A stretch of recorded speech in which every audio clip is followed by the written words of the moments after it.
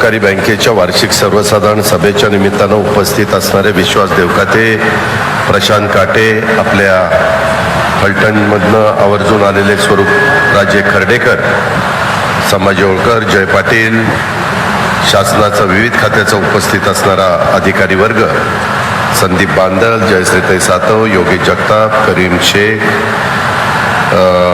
सूर्यकांत गादिया, तानाजी कर्जे, बाबूराव चव्हाण, सोमनाथ होळकर, अल्ताफ सय्यद, दिलीप डवाण, ॲडव्होकेट करीम बागवान, प्रताप पागळे, विलास जगताप, सुभाष जांभूळकर, ज्ञानदेव बुरुंगले, शरद तुपे, इम्तियाज शिकलकर, महादेव फडतरे, दिलीपराव चोपडे, भारतीताई मुथा, प्रवीण आहुजा, लक्ष्मण मोरे.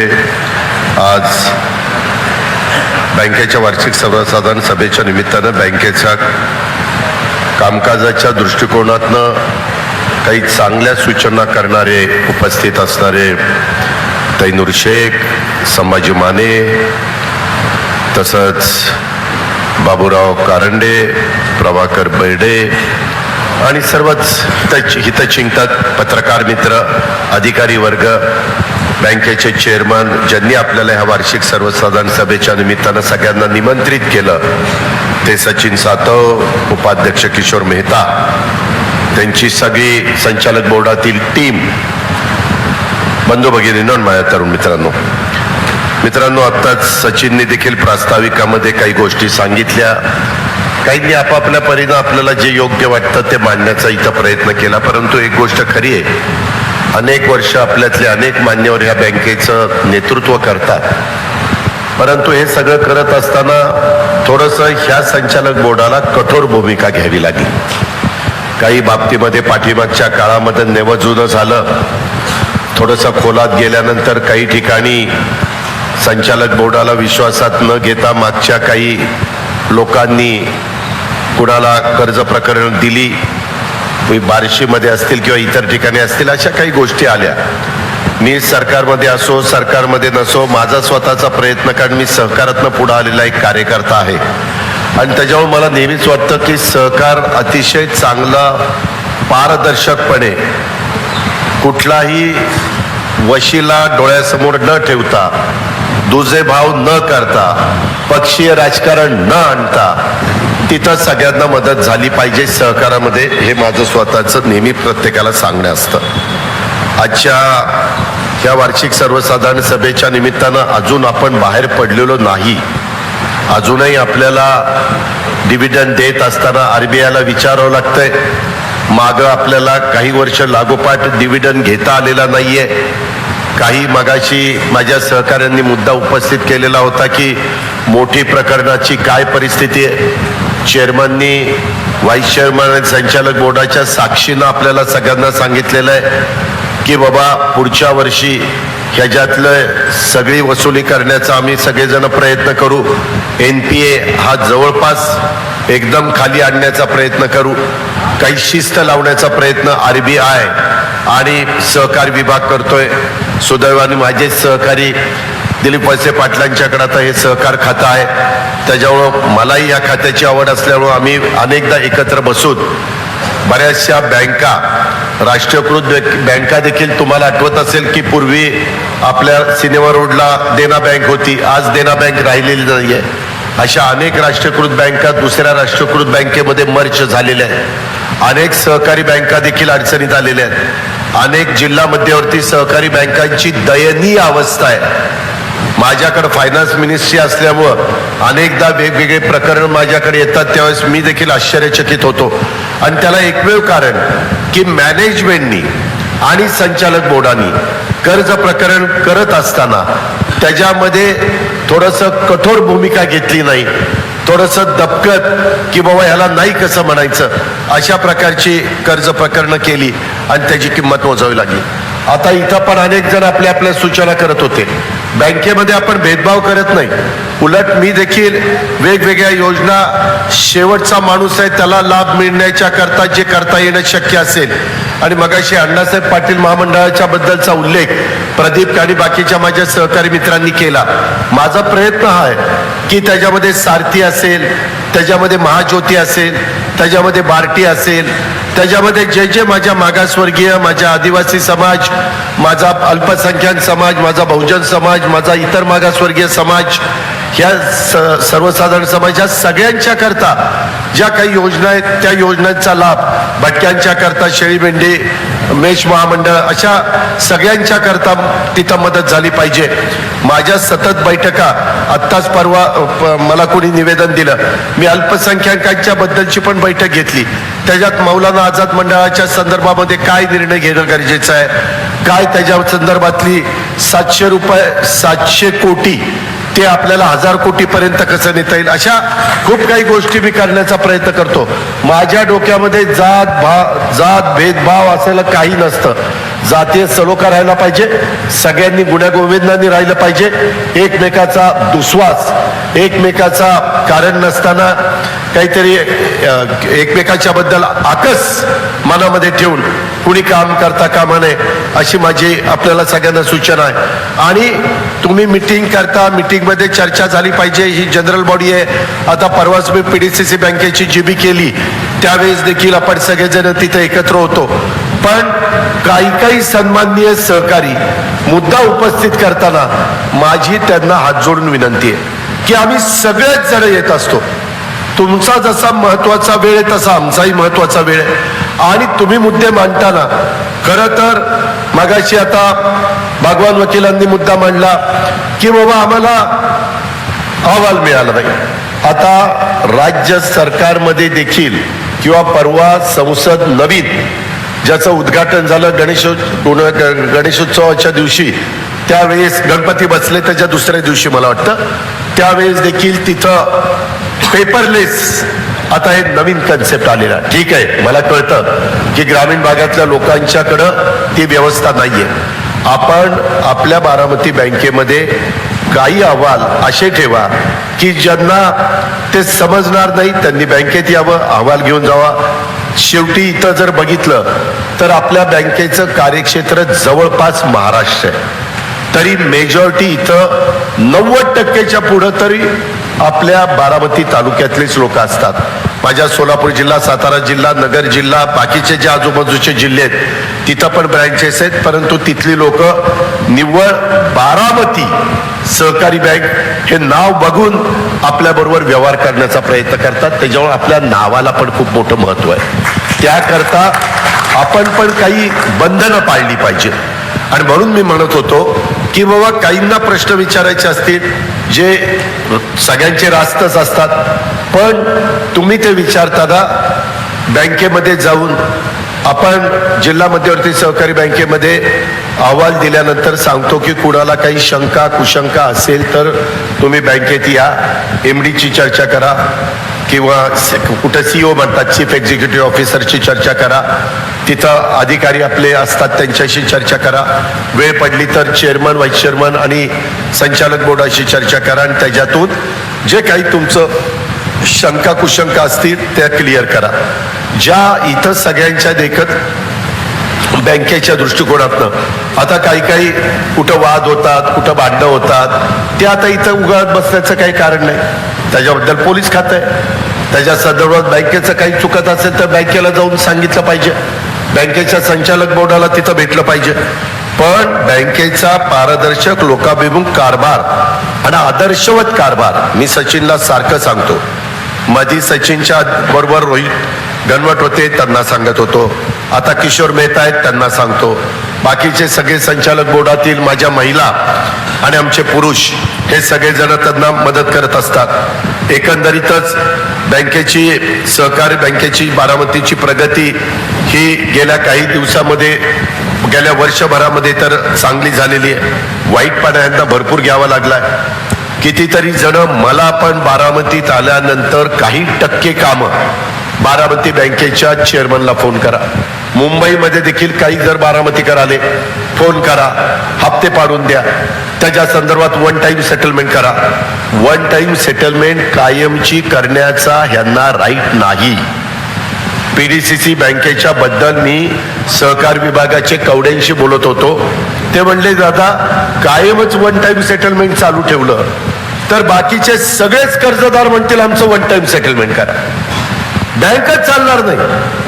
हे जे काही प्रकार मी बघतोय, मी शांतपणे मी सध्या ठरवलेलं आहे, डोक्यावर बर्फ ठेवल्यासारखं करायचं ना ऐकत बसायचं, कुठं काही समजून घ्यायचं, परंतु त्याचा कधी कधी अतिरेक होतो. तसं कृपा करून करू नका. याबद्दल बँकेनी काम चालवलेलं आहे. अध्यक्षापासून संचालक मंडळापर्यंत बँकेचे सर्व पदाधिकारी, अधिकारी, कर्मचारी, बँकेचे सभासद, भागधारक, ठेवीदार, ग्राहक, हितचिंतक सगळ्यांचं बारकाईनं लक्ष असलंच पाहिजे. कारण बँका जर अडचणीत आल्या, पतसंस्था अडचणीत आल्या, अक्षरशः लोक काय करतात हे आम्ही उघड्या डोळ्यांनी बघितलेलं आहे. आज पण काही बँका अडचणीत आल्यात. अजून देखील येरवडा जेलमध्ये तिथले चेअरमन लोक आहेत. अजूनही काही बँकांचं संचालक बोर्ड जेलमध्ये आहे. तशा प्रकारची परिस्थिती आपल्या नावाला कुठं एवढा देखील तबका लागता कामा नये, ही आपली सगळ्यांची भूमिका आहे. त्याच्यामुळं बारामती सहकारी बँकेनं बँकिंग क्षेत्रामध्ये जे काही यशाचं शिखर गाठण्याचा प्रयत्न चालवलेला आहे आणि राज्यातील एक आदर्श बँक म्हणून आपल्या बँकेचा नावलौकिक त्या ठिकाणी वाढतोय. पारदर्शक लोकाभिक कारभाराच्या आपल्या बँकेला बँकिंग क्षेत्रात एक सेवेचा आदर्श असा एक नाव निर्माण केलेलं आहे. खूप जण म्हणतात, आत्ता निवेदन आली आम्हाला, तुम्ही बारामतीमध्ये ट्रान्सफर करा. आपल्या बँकेच्या शाखा किती आहेत? एकूण 37. त्याच्यातल्या बारामतीत किती आहेत?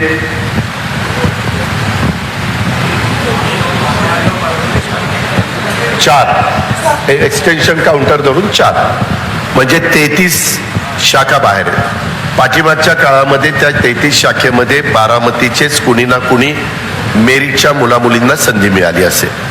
आता तुम्ही म्हणताय आमचा अमुक घरातलं वयस्कर आहे, तमुक आहे. अडचण तर सगळीकडेच आहे, माझी पण अडचण आहे, पण मी कुणाला सांगत बसत नाही. ती आपल्यालाच झेलावी लागती, ती आपल्यालाच निस्तरावी लागती. पण हे सगळ्या गोष्टी करत असताना जर तुम्ही म्हणायला लागला माझी व्यक्ती बार्शीला आहे, इंदापूरला आहे, दौंडला आहे, सिन्नरला आहे, सातारला आहे, त्यांना इकडे घ्या, इथं जागा तेवढ्या नाही, हे असा प्रेशर तुम्ही माझ्यावर आणि संचालक बोर्डावर आलं तर मी पुढं भरती करताना जिथं शाखा निघेल तिथली माणसं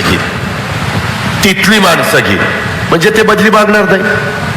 जर शाखा कोल्हापूरला निघाली की कोल्हापूरचा माणूस म्हणाल ठीक आहे बाबा मला इथं बरं आहे, तो तिथंच बरं काम करेल, आणि चुकीचं काम केलं तर त्याची बदली पार कुठंतरी सिन्नरला करेल. त्याच्यामुळं तो तसा करणार नाही. आपल्याला जरा थोडंसं मन मोठं करा.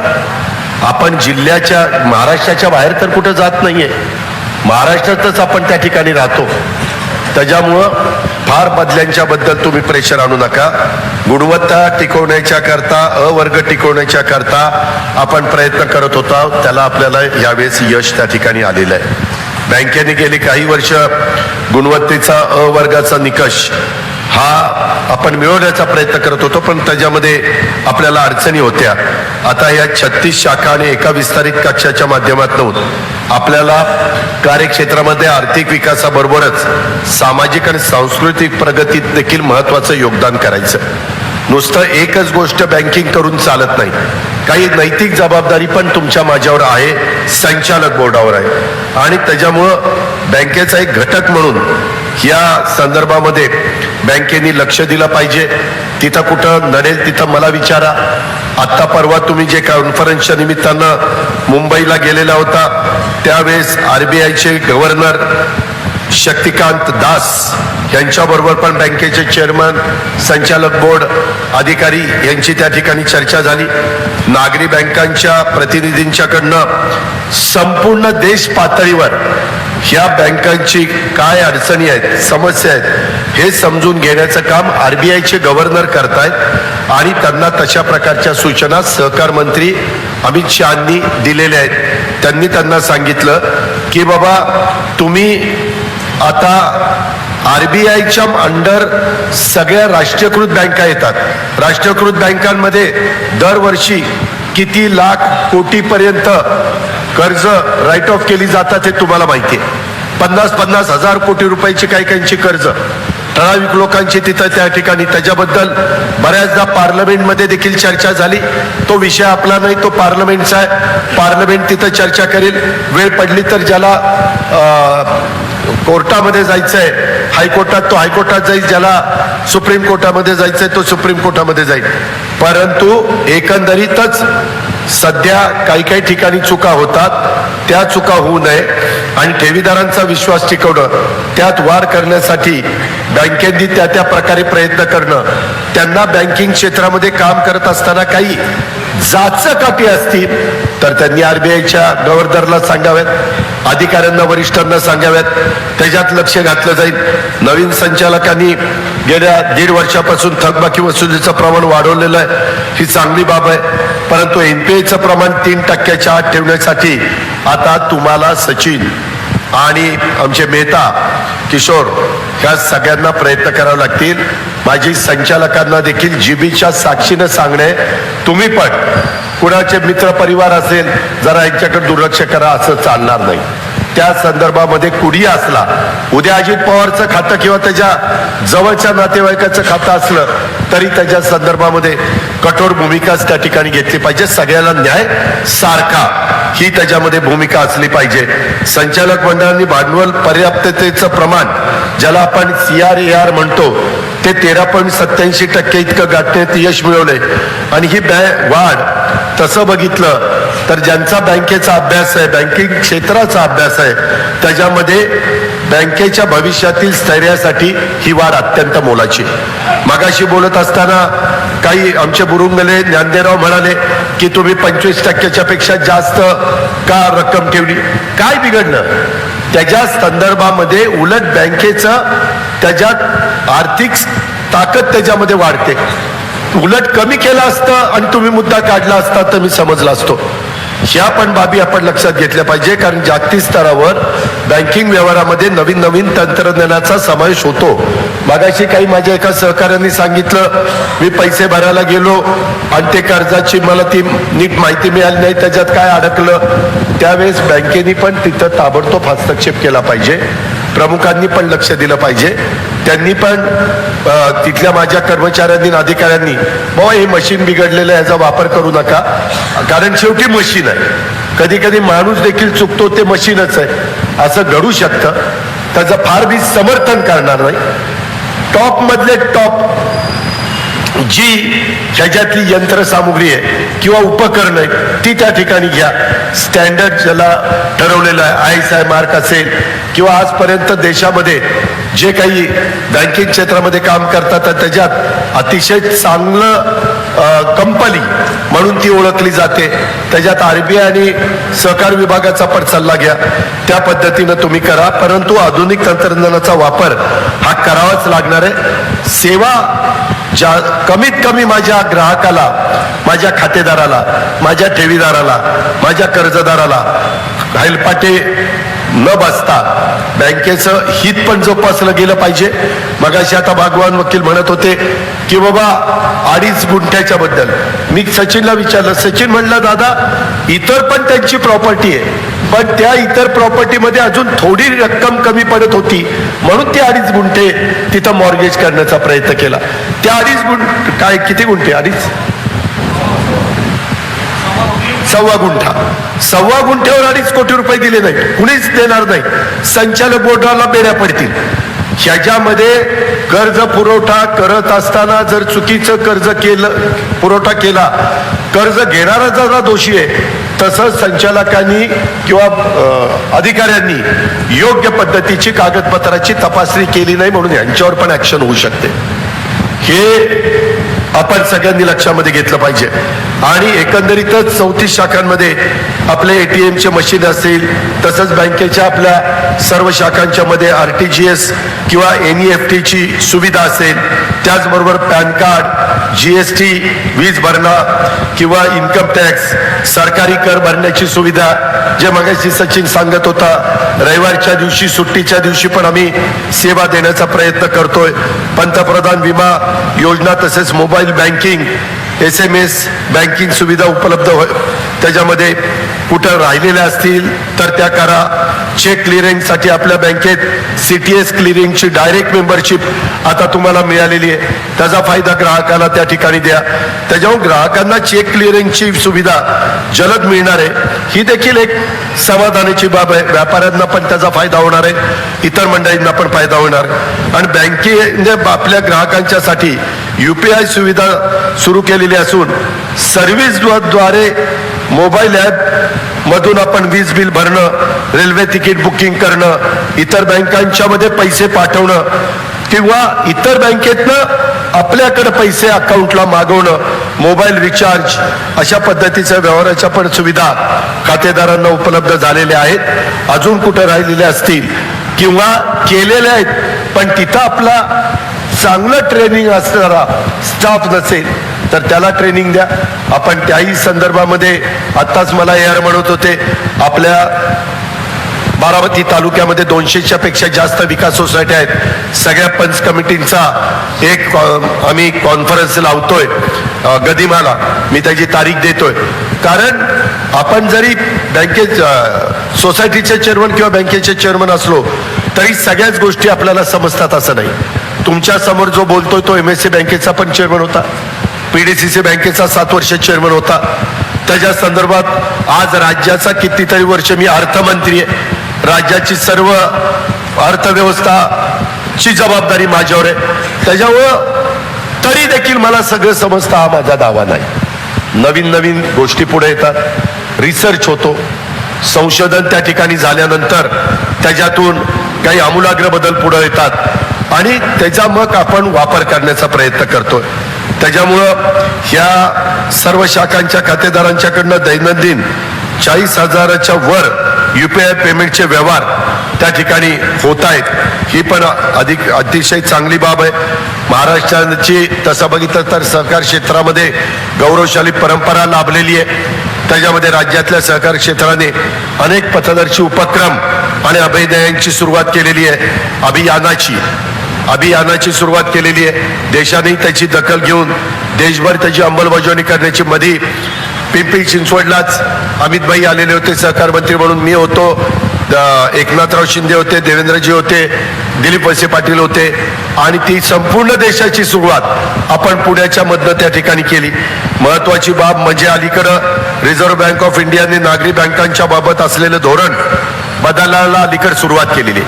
पूर्वी RBI म्हणायचं नागरी बँका बंद झाल्या पाहिजे. पाठीमागे चर्चा अशी होती की देशामध्ये 5 ते 7च बँका राहिल्या पाहिजे, बाकी सगळ्या बँका बंद करायच्या, सगळ्या मोठ्या बँकेत ह्या बारक्या बँका मर्ज करायच्या. अशा प्रकारे चर्चा फार सिन्सिअरपणे चालू होती. त्याच्यामध्ये आता काही जण हयात नाहीये, परंतु फायनान्स प्रणव मुखर्जींच्याकडे असताना, P चिदंबरम साहेबांच्याकडे असताना, वेगवेगळ्या मान्यवरांच्याकडे असताना तशा प्रकारची चर्चा चाललेली होती.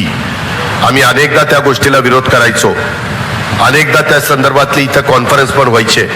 पण नागरी बँकांच्या प्रतिनिधीकडून या क्षेत्रामध्ये अडचणीने समस्या समजावून घेण्याचं काम आता RBIचे गव्हर्नर करतात.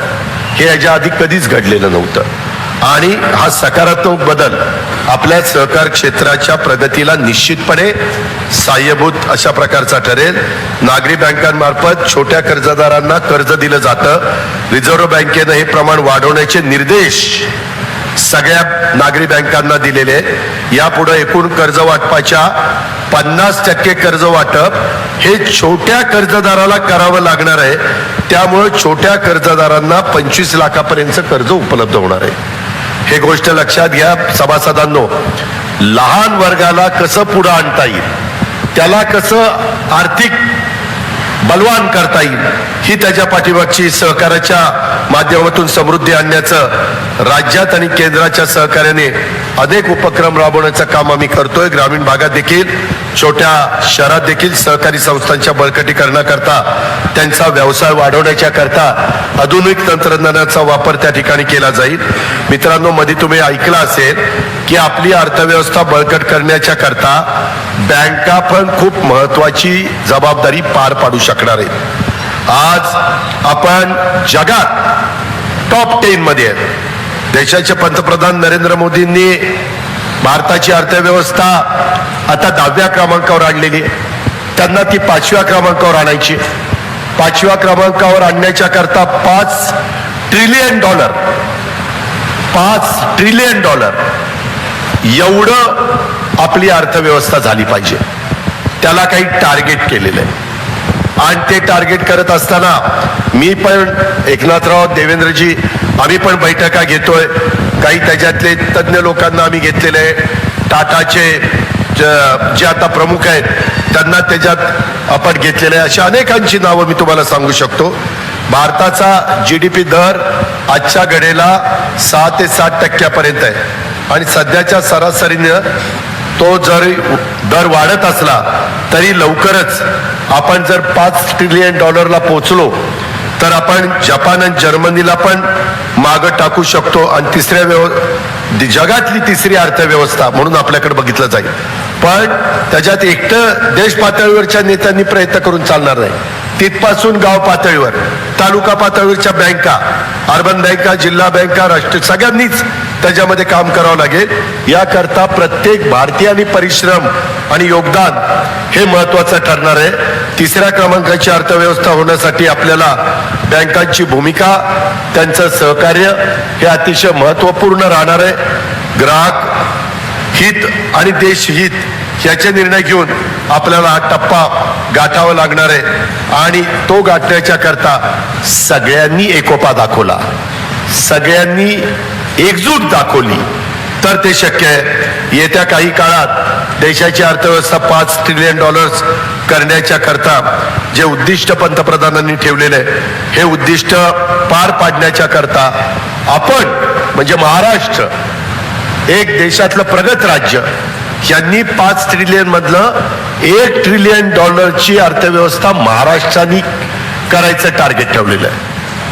5 ज्यावेळेस होईल त्यावेळेस 1 आपलं झालं पाहिजे आणि 4 इतर राज्यांचं मिळून देशाचं झालं पाहिजे. कारण आर्थिक राजधानी म्हणून तुमच्या माझ्या मुंबईकडे बघितलं जातं आणि सगळ्यात जास्त टॅक्स ही मुंबई त्या ठिकाणी गोळा करून देते जगाच्या देशाच्या तिजोरीमध्ये. हे पण आपल्याला सगळ्यांना माहिती आहे आणि त्याच्यामुळं ह्या सगळ्या गोष्टीचा विचार करून आपण त्याच्यात सामाजिक भावनेतनं शेतकऱ्याला पण मदत करण्याचा प्रयत्न करतोय. करोनाच्या काळात बँकेच्या ग्राहकांना काही प्रमाणात मदतीचा हात आपण दिला. बँकिंग व्यवसायाला एक मानवी चेहरा कसा आपल्याला आणता येईल ह्या पद्धतीचा आपला सगळ्यांचा प्रयत्न त्या ठिकाणी चाललेला आहे. येणाऱ्या काळातही बँक अधिकाधिक भरभराटीला कशी जाईल ह्या बाबतीमध्ये ह्या बँकेच्या सगळ्या संचालक बोर्डाचा प्रयत्न चाललेला आहे. पण आपण पण कागदपत्र सगळी व्यवस्थित देऊन कर्ज मागितलं पाहिजे आणि त्याच्या संदर्भात बऱ्याचदा कधी कधी कुणी कर्ज काढतं आणि जामीन म्हणून 2 सह्या घेतात आणि नंतर त्या कर्जदाराचं कर्ज थकलं 10 वर्षाचं 20 वर्षाच्या पूर्वीचं असलं मग नंतर बँक जामीनदाराकडे जाते. मग जामीनदार म्हणतो आम्हाला काय माहिती 10 वर्षाचं 20 वर्ष. आज पण तेव्हा तू सह्या केल्यात ना. सह्या करताना 100 वेळा विचार करा. तुम्हाला जर भीती वाटत असेल तर जामीन राहू नका. पण तो जामीन राहिल्यानंतर तुम्हाला त्याची किंमत मोजावी लागेल. जर कर्जदारांनी कर्ज फेडलं नाही तर ही गोष्ट सगळ्या सभासदांनी ध्यानामध्ये घ्या. आणि या पुढच्या काळामध्ये देखील सचिन मेहता या सगळ्यांना मला संचालक बोर्ड आणि त्यांच्या अधिकाऱ्यांच्या सगळ्या टीमला सांगायचंय या पुढच्या काळामध्ये देखील लोकाभिमुख, पारदर्शक, प्रामाणिक आणि सचोटीच्या कारभारातून बँक आणि लोकांच्या मनातला विश्वास आणखी कसा वाढेल, बँकेतील ठेवी कशा वाढतील, त्याचा उपयोग गरजू कर्जदारांना ज्या डायरेक्शन ह्या RBIने दिलेल्या आहेत, सहकार विभागाने दिलेल्या आहेत त्यांना मदत कशी होईल गरजू लोकांना आणि येणाऱ्या काळात बँक अधिक भरभराटीला कशी जाईल. आणि आता त्या RBIचं पुन्हा वर टांगती तलवार आहेच. RBIने मान्यता दिल्यानंतर 8% डिव्हिडंड मिळेल. आता आज तर सांगून मोकळे झाला. उद्या कधी विचारलं काय रे RBIने नाही मान्यता दिली झालं बोंबललं आमचं सगळं. असं ते करू नका. त्या संदर्भात मागे काही गोष्टीच्या घडल्यात, बारामती बँकेमध्ये घडल्यात असं नाही, अनेक ठिकाणी घडल्या. परंतु इथून पुढच्या काळामध्ये बारामती बदलतीये, बारामतीची बाजारपेठ बदलतीये. आपण जिथं जिथं बँकिंग व्यवसाय होऊ शकेल अशा अशा ठिकाणी शाखा काढण्याचा प्रयत्न करतोय. आता एकाच वेळेस आपल्या 37 शाखा एक्सटेन्शन काउंटर सहित संध्याकाळी बँक बंद होताना प्रत्येकाचे up to date figure head ऑफिसला आलेच पाहिजे. त्या दिवशी म्हणजे 31 मार्चलाच आम्हाला सगळं कळलं पाहिजे असं नाही, रोज ह्या सगळ्या गोष्टी कळल्या पाहिजेत आणि त्या करता येणं शक्य आहे. अनेक बँकांनी ते केलेलं आहे. त्या प्रकारे करा. म्हणजे मग आपण जरी इथं बसून हेड ऑफिसला काम करत असलो तरी चहूकडं आपलं सगळ्यांचं लक्ष राहतं आणि तिथं काम करणारा आपला हा पण व्यवस्थितपणे की नाही आपल्याकडे बारकाईनं लक्ष आहे. तिथला मॅनेजर असेल, तिथला क्लर्क असेल किंवा कोणी तिथला अधिकारी असेल, ही पण बाब लक्षात घ्या. आता मला सातत्याने आज पण मगाशी सांगितलं श्रीसाईच्या करता काही लोक बसलेले उपोषणाला. अलीकडं हे अहिंसेच्या मार्गाने आपल्या मागण्या मान्य करण्याचं आपल्याला महात्मा गांधींनी शिकवलेलं आहे, त्याबद्दल दुमत नाही. पण हे करताना आज पाण्याची काय अवस्था आहे मित्रांनो? तुम्ही अनेक जण शहरातले पण आहेत पण ग्रामीणचे पण आहेत. मी खोटं नाही सांगत. मी आज सरकारमध्ये नसतो तर नीरा उजवान डावा कालवा सुटला नसता. आताही 25% तुमचं उजनी भरलंय तरी तिथले कालवे सोडले जात नाही. मी ज्यावेळेस 35% वीर गेलं मी ताबडतोब कालवे सोडायला सांगितले, तेव्हापासून कालवे चालू आहे. जर आपण थोडंसं बी काही वेळेस धाडस करतो हे तुम्हाला गेले 30-32 वर्ष माहिती आहे. सुदैवाने देवाच्या कृपेने म्हणा आणखीन कुणाच्या आशीर्वादाने म्हणा आपण केलेल्या धाडस कधी वाया गेलेलं नाहीये आणि त्यामुळं त्या संदर्भात नीरा उजवा नीरा डावा कालवा आता आपलं काल परवा भाटघर 100% भरलं, नीरा देवघर 100% भरलं, गुंजवणी सकाळी 95% भरलं. आता वीर पण 45% होतं, परंतु आता हा सगळा फ्लो वीर मध्ये यायला लागलाय. वीरचं पाणी नीरा नरसिंगपूर पर्यंत पाहिजे. माझ्या इंदापूर तालुक्यातले पण सहकारी आलेले, तिथं पण नदी तशी बघितलं तर फार काही समाधानकारक पाणी नाहीये. तसंच उजनीला अजून भरपूर पाणी पाहिजे, परंतु तिकडं वरसगाव भरलंय, पानशेत बसलंय, चास कमान भरलंय, खडकवासला चास कमान भरलंय, भामास्केड भरलंय आणि डिंबे भरलंय. हवामान खात्याने सांगितलं पाऊस पडेल. काल रात्री जरा बरा पडलाय, काही ठिकाणी चांगला पडलाय, पण अजून नितांत पावसाची वावणी पाऊस काही झालेला नाहीये. ओढे नाले खळखळून असे काही वाहिलेले नाहीये. ही सगळी परिस्थिती आहे आणि त्यामुळं यंदाचं वर्ष थोडंसं अडचणीचं जातंय का काय अशी परिस्थिती. अजून नवरात्र आहे, दसरा आहे, त्याच्यामध्ये गणेशोत्सवाचे काही दिवस बाकी आहेत.